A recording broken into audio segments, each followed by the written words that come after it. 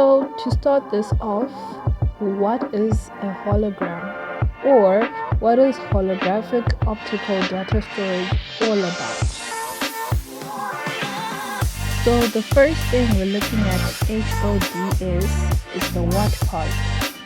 So what is holographic optical data storage? It is the computer storage that uses lasers to store computer-generated data in 3 dimensions.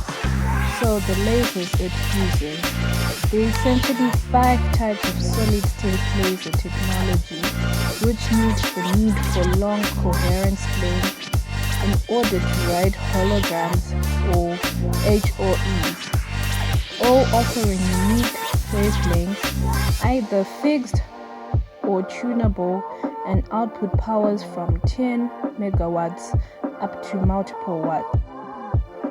So we have the frequency converted diode pumped SLM lasers, tunable frequency converted CWOPs, single frequency or frequency stabilized diode lasers, frequency converted fiber lasers, housed solid state lasers.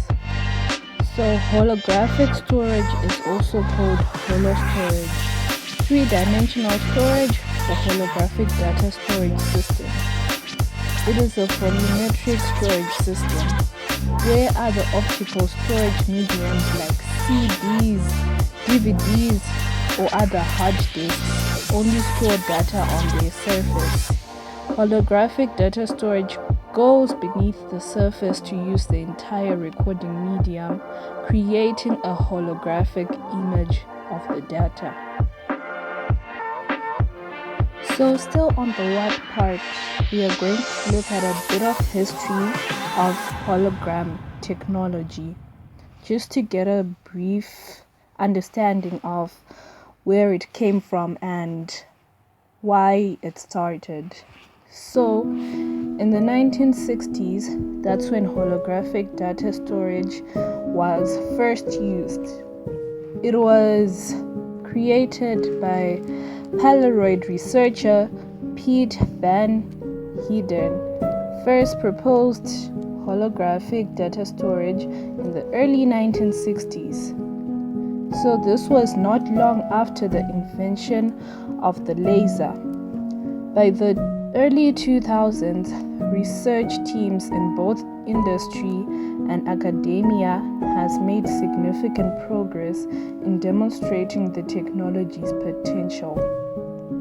So yeah, that's when holographic data storage was created, but original holograms were created by Dennis Goba, who was a Hungarian British electrical engineer and physicist. Yeah, so he invented the hologram in 1900. Yeah.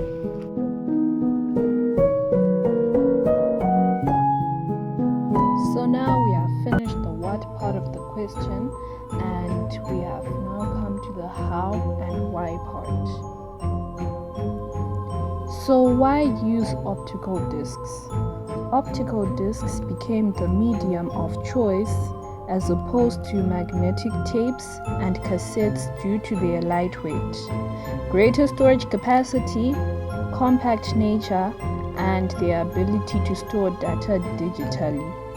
Since the introduction of optical discs in the 1960s by David Gregg, there have been different kinds of optical discs used to store data and information.